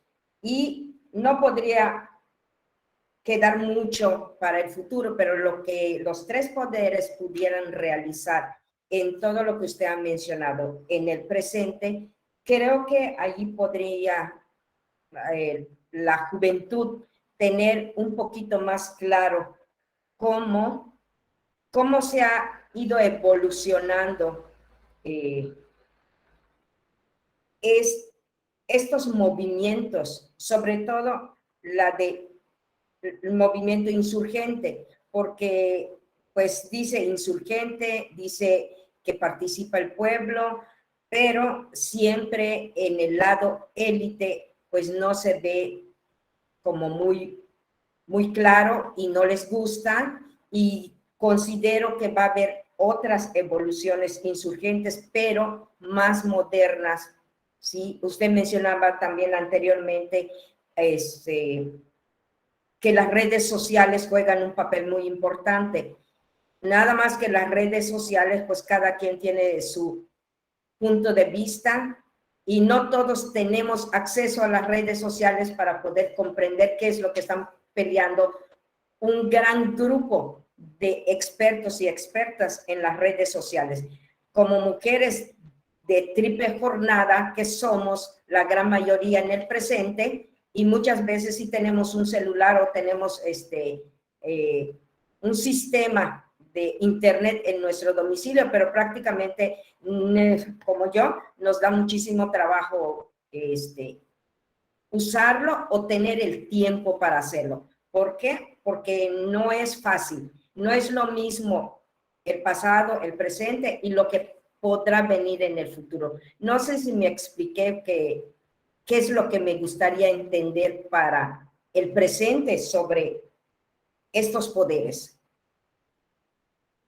Sí, bueno, creo que sí le capté la idea y aparte creo que abrió muchas puertas, muchas aristas que podemos discutir. Pero bueno, voy a tratar de ser sintético y después retomo la presentación. Gracias. Por lo que se refiere a los poderes, bueno, en la teoría política se ha planteado desde hace mucho tiempo, en particular, este planteamiento se le atribuye particularmente a Montesquieu. Se ha planteado la división de poderes a efecto de que haya un equilibrio en el ejercicio del mismo. Pensemos en estos esquemas que estábamos revisando de las monarquías, por ejemplo, ¿no? En esos casos, bueno, el poder se ejerce de manera absoluta a partir de o por parte de una sola figura, que es el monarca. No hay contrapesos, o sea, lo que dicta el monarca es lo que se hace, no hay forma de contravenirlo, ¿no? Bueno, en el caso de las democracias, que en buena medida la construcción de las democracias va acompañada del desarrollo de estas teorías que plantean la división del poder público en distintas entidades para que haya equilibrio. Bueno, pues lo que tenemos en las democracias es que justamente el poder público no se ejerce a través de una sola figura, como puede ser, por ejemplo, el presidente o un gobernador o qué sé yo, ¿no? Sino que hay otras entidades que también tienen digamos, un pedacito del poder equivalente al que tiene el presidente y en esa medida, pues contribuyen a evitar arbitrariedades en el ejercicio del poder del gobernante en turno, ¿no? ¿Cuáles son estas figuras con las cuales comparte el poder el gobernante en turno? Bueno, pues tradicionalmente han sido el poder judicial, los jueces, encargados de vigilar que se apliquen las normas, que ejercen un control constitucional, que verifican que la Constitución sea observada por todas las personas que integran un país, una comunidad política, y por otro lado tenemos la otra parte en la cual se divide ese poder público a los representantes populares, a los legisladores, ¿no? Estas personas que son designadas mediante el derecho al voto, como lo he comentado insistentemente. Entonces, estos tres entes son los que integran los tres poderes de los cuales nos habla la teoría clásica: el poder ejecutivo, el poder legislativo y el poder judicial. Ahora, la forma en que se definen quiénes integran cada uno de estos poderes puede cambiar en función, pues, de muchas cuestiones históricas, incluso de muchas cuestiones teóricas que definen la forma de organización, o mejor dicho, la estructura política de cada país o de cada nación. ¿Qué quiero decir con esto? Que, por ejemplo, para el caso mexicano, tenemos que los jueces no son electos de manera directa por la ciudadanía, sino que son designados por los representantes populares, ¿no? En este sentido, los representantes populares sí son seleccionados directamente por la ciudadanía a través del voto. Y también para el caso mexicano, designamos directamente a el titular del gobierno y de la administración pública, que es el presidente de la República. Esto para plantear el esquema federal, ¿no? Pero tenemos otros esquemas, como en el caso del parlamentarismo inglés, en donde no se vota por el presidente de la República. De hecho, no hay un presidente de la República. Lo que tienen los regímenes parlamentarios es un primer ministro. Pero el primer ministro no es votado, no se elige directamente por la ciudadanía, sino que la ciudadanía vota por los representantes populares, es decir, por los legisladores, y los legisladores son quienes se tienen que poner de acuerdo para en conjunto designar a el titular del Poder Ejecutivo, es decir, el primer ministro. Entonces, esto es muy importante tenerlo presente porque en el caso de los regímenes parlamentarios, a veces suele presentarse cierta complicación porque los partidos ya representados en el Congreso, las fracciones parlamentarias, no logran ponerse de acuerdo para designar al primer ministro. Entonces, hasta el momento en que se ponen de acuerdo es que forman gobierno, que es lo que se dice formar gobierno, y entonces designan al primer ministro. Y el primer ministro pues naturalmente va a ejercer las funciones de gobierno y de administración pública, pero de alguna manera va a ser influido, o su política va a ser influida por la postura ideológica, política y económica de los dos partidos o las dos fracciones parlamentarias, o pueden ser más, ¿no? Pueden ser 3 fracciones parlamentarias que lo designaron. Esto es lo que se llama justamente los gobiernos de coalición. Esto lo estoy planteando en términos muy, muy concretos, ¿no? Muy simplificados. Esto es lo que se llama gobiernos de coalición, ¿no? O sea, 2 partidos se ponen de acuerdo, 2 partidos que están representados en la Cámara se ponen de acuerdo, designan al primer ministro y este va a ejercer las funciones de gobierno y de administración, tomando en consideración, reitero, las plataformas políticas, económicas, las propuestas de estos 2 partidos que se pusieron de acuerdo para integrar el gobierno, para designar al primer ministro.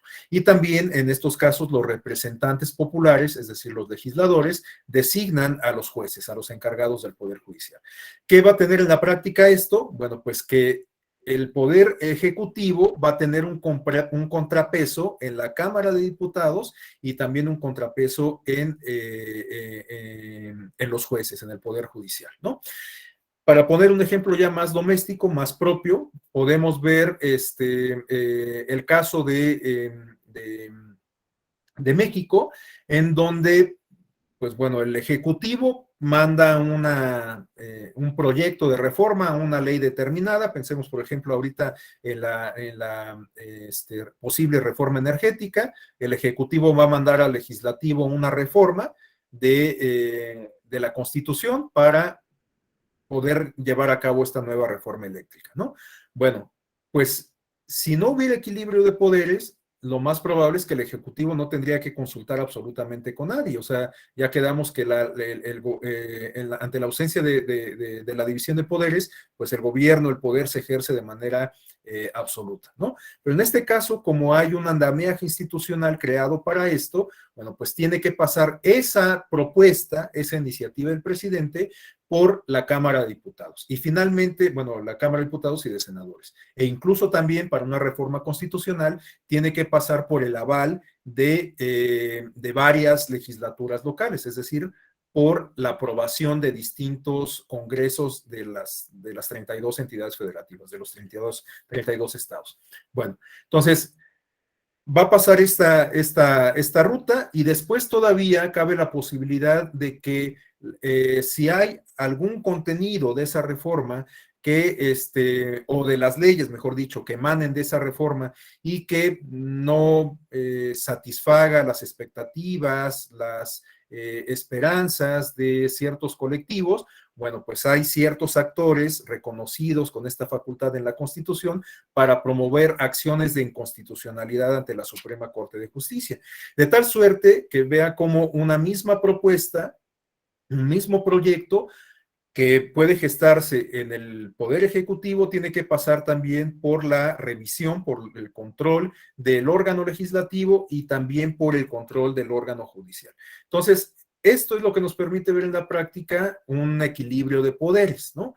O sea, que el equilibrio de poderes o la división de poderes no solamente está planteado en términos teóricos, sino que podemos advertirlo en términos prácticos a partir de experiencias como la que acabo de describir, ¿no? Cuando se va a llevar a cabo alguna reforma, cuando se impulsa una iniciativa de ley por parte del Ejecutivo y tiene que ser esta discutida y aprobada por el legislador y después tiene que ser igualmente verificada por la Suprema Corte para que vea que los contenidos de esas leyes se ajustan a los contenidos constitucionales, ¿no?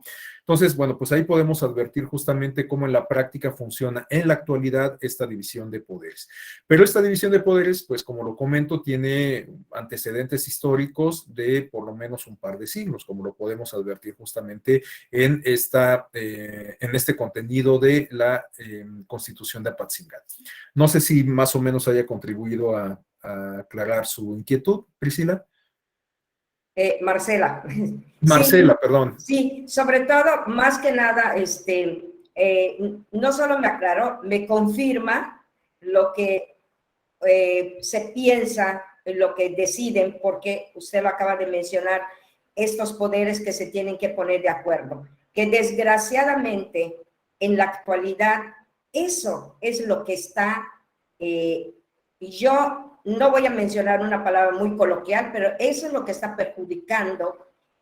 Cada grupo parlamentario llega y presenta una iniciativa, llega otro y presenta el contrario, y por lo tanto terminamos con 20,000 propuestas para cambios, pero que al final de cuentas seguimos quedando en nada. O sea, seguimos jodidos los mexicanos.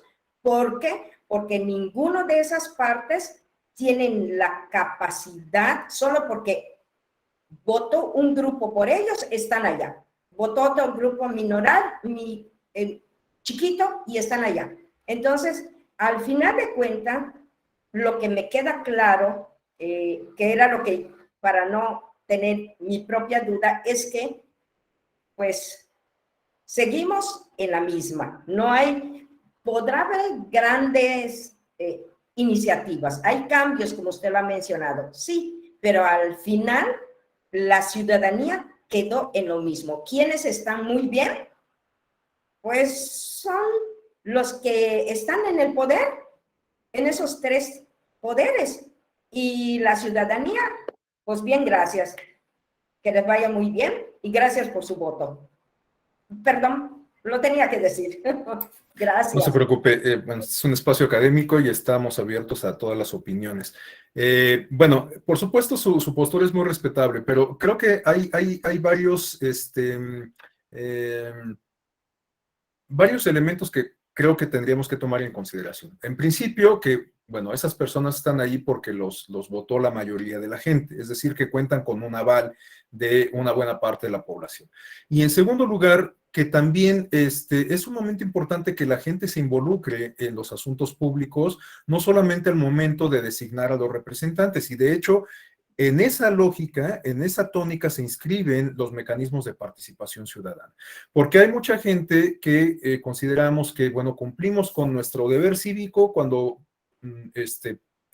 acudimos a votar, designamos a alguien y ya nos desentendemos del asunto, ¿no? No, pues el ejercicio del poder se tiene que escrutar por parte de la ciudadanía.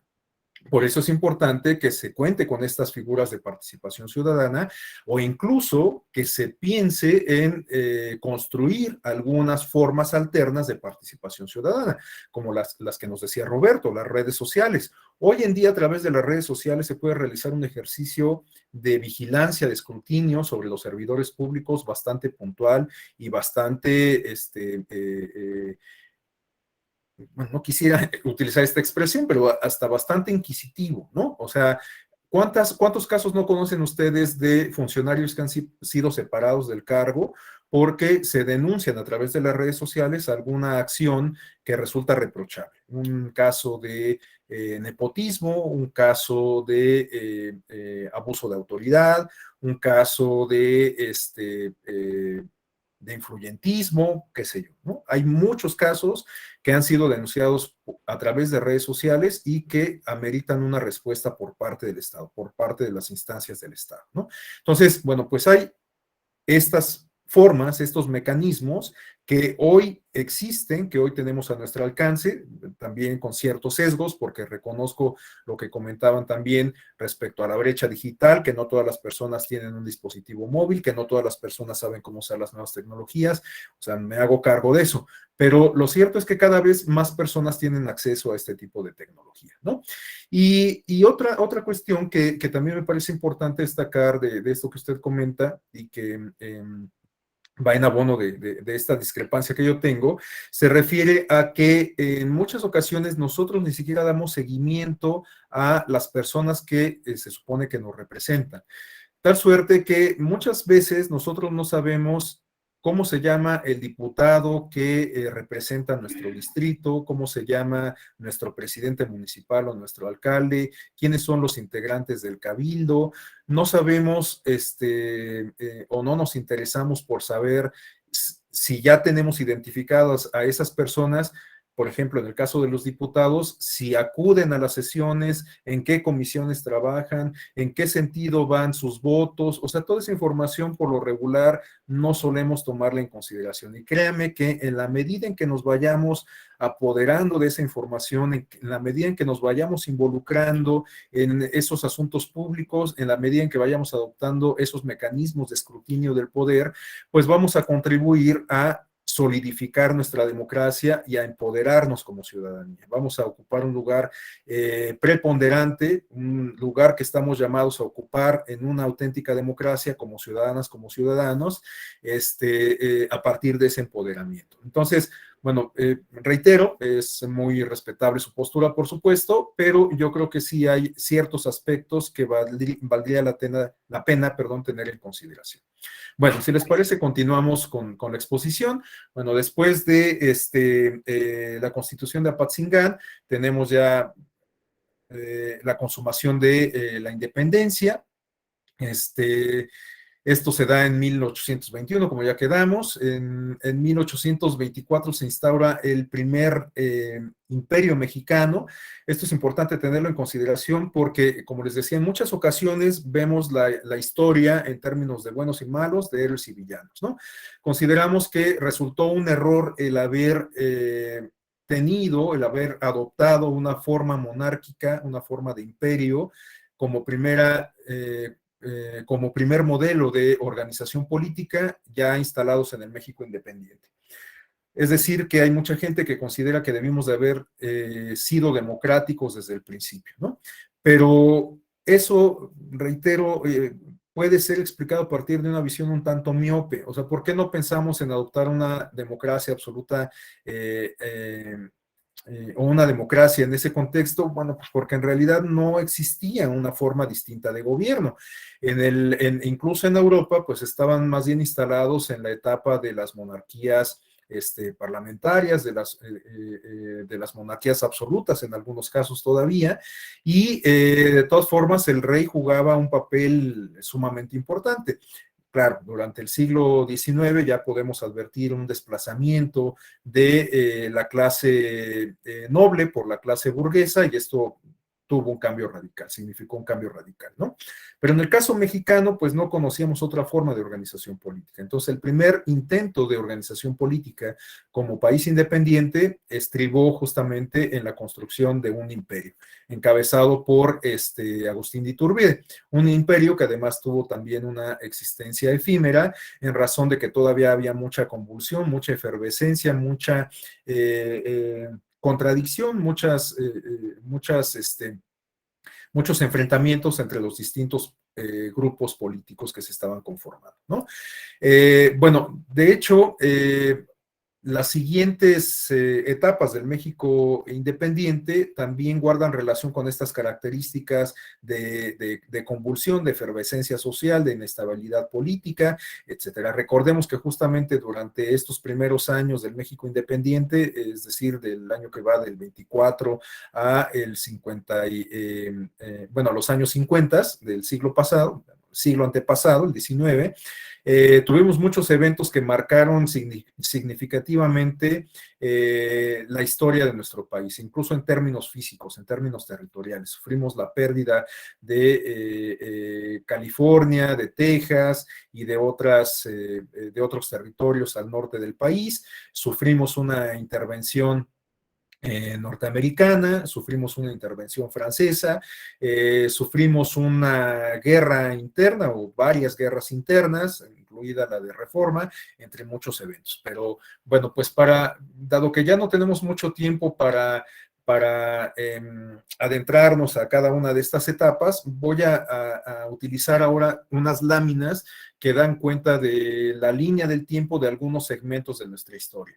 En este caso, vamos a revisar esta primera línea del tiempo que da cuenta de los eventos que van de 1810 hasta 1824. Bueno, pues ya revisamos el origen de la independencia, la Constitución de Cádiz en el 12, que bueno, pues tuvo alguna repercusión en la América, en función de que pues todavía estábamos bajo el dominio español. En el año del 13 se dieron a conocer los sentimientos de la nación, en 1814 se promulgó la Constitución de Apatzingán, en el 21 se proclamó la independencia de nuestro país. Iturbide, como ya lo comentamos, se coronó emperador en el 22, en el 24 el Congreso Constituyente proclamó el Pacto Federal y la Constitución Federal de los Estados Unidos Mexicanos, lo cual nos habla del antecedente directo, en términos quizás un poco más contemporáneos, de la constitución de nuestro país, ¿no? Porque se habla de una constitución política de una nación independiente, ya conocida oficialmente como Estados Unidos Mexicanos, y esto en razón del Pacto Federal que se suscribió.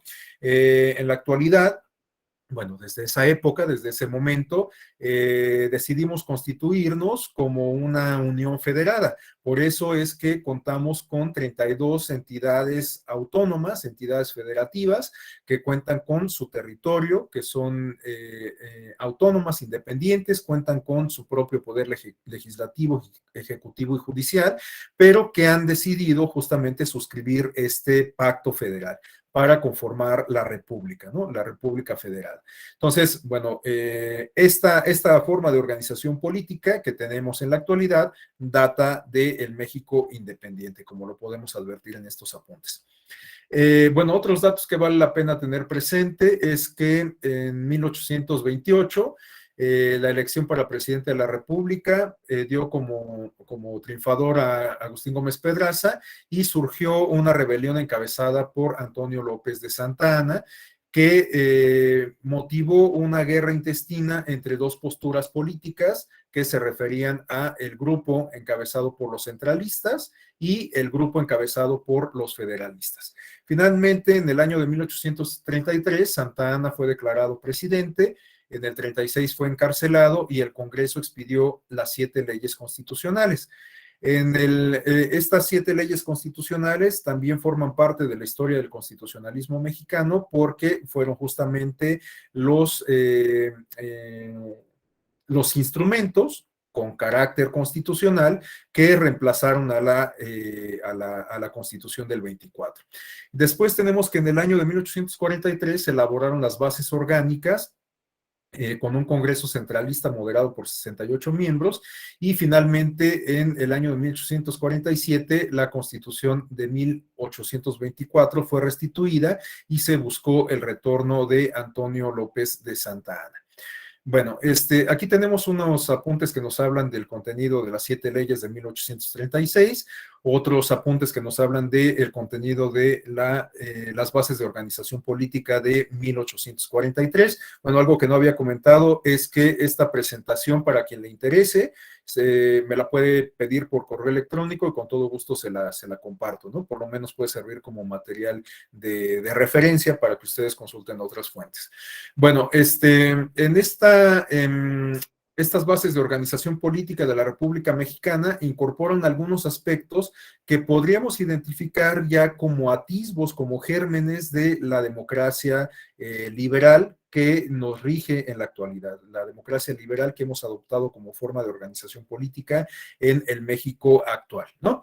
¿Cuáles son algunos de estos aspectos que podríamos asociar con las características de las democracias modernas? Bueno, pues por ejemplo, que se reconoce que son habitantes de la República a todas las personas que habitan en su territorio.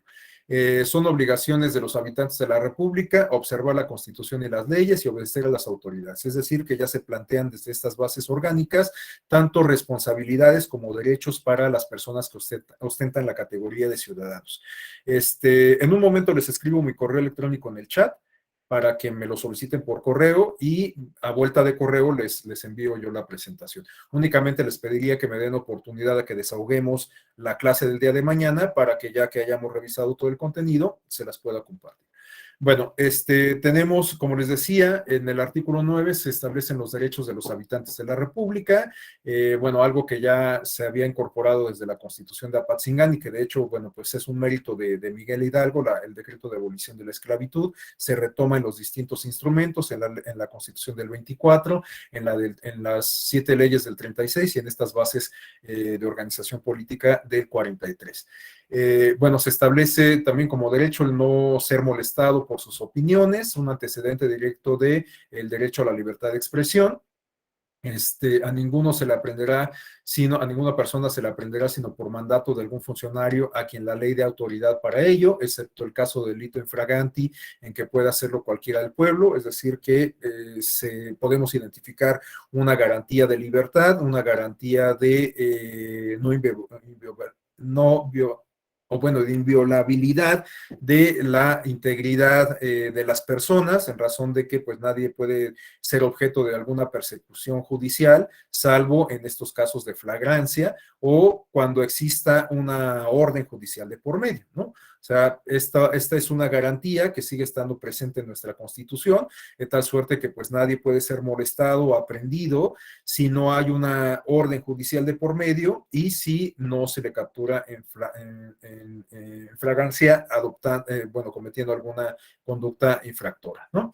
Bueno, otros contenidos se refieren a el artículo 18, en donde se establecía el requisito etario, el requisito de edad para ostentar la categoría de ciudadanas o ciudadanos, bueno, de ciudadanos en particular, porque hay que recordar que no es sino hasta el siglo XX que la Constitución se modifica para hacer incluyente la categoría de ciudadanía, de tal suerte que durante toda la historia del siglo XIX y la primera parte del siglo XX, las mujeres estaban excluidas de la participación política, incluso por una disposición constitucional, ¿no? Que no les permitía ostentar esta categoría de ciudadanía, sobre todo no ostentarla con propósitos de participar en las actividades públicas, ¿no?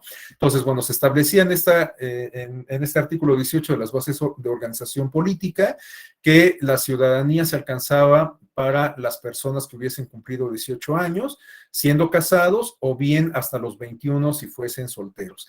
Y además vean cómo la categoría de ciudadanía estaba condicionada a una condición, a una circunstancia de rentabilidad, de tal suerte que solamente podían ostentar esta categoría constitucional de ciudadanos los hombres que pudieran garantizar una renta anual de 200 pesos por lo menos, ¿no?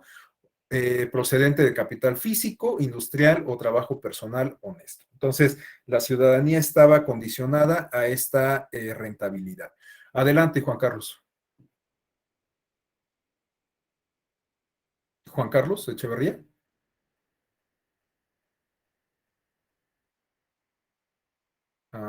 Quizás se equivocó Juan Carlos de botón. ¿Sí desea participar, Juan Carlos Echeverría? Ok. Bueno, los últimos apuntes sobre este mismo documento. Se establecían los derechos de los ciudadanos, o como un derecho de los ciudadanos el poder votar, y también se establecían las obligaciones, como lo comentábamos, ¿no? ¿Cuáles son estas? Adscribirse en el padrón de su municipalidad, lo cual nos habla también de un antecedente de los modernos padrones electorales, votar en las elecciones populares y también desempeñar los cargos de elección popular cuando no existe impedimento físico o moral para ello. Adelante, Juan Carlos, ¿desea participar?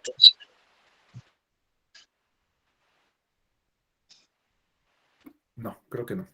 Ok, bueno, pues por cuestiones de tiempo, creo que dejaría hasta aquí la exposición. Mañana voy a tratar de irme un poquito más rápido con toda esta información que se refiere al siglo XIX, para que sobre todo nos enfoquemos en los antecedentes históricos del sistema electoral mexicano que se ha construido o que se construyó a lo largo del siglo XX, y que de alguna manera sentaron las bases del actual sistema electoral con el que contamos en la actualidad, este sistema electoral híbrido que implica una distribución de competencias entre autoridades administrativas y jurisdiccionales, tanto en el ámbito federal como en el ámbito de las entidades federativas, de los estados de la República. Entonces, bueno, pues hasta aquí dejaría yo la exposición. Los invitaría entonces a que nos volvamos a encontrar el día de mañana, igualmente en punto de las 11. Yo siempre suelo dar 5 minutos digamos, de tolerancia o como de tiempo para que se incorpore el mayor número de gente, pero en atención a que vamos un poquito retrasados, si les parece, mañana empezaríamos puntuales a las 11. Entonces, bueno, pues me da mucho gusto saludarles, les deseo un muy buen día y nos encontramos mañana de nueva cuenta. Muchas gracias. Hasta luego. Muchas gracias. Les escribo rápidamente mi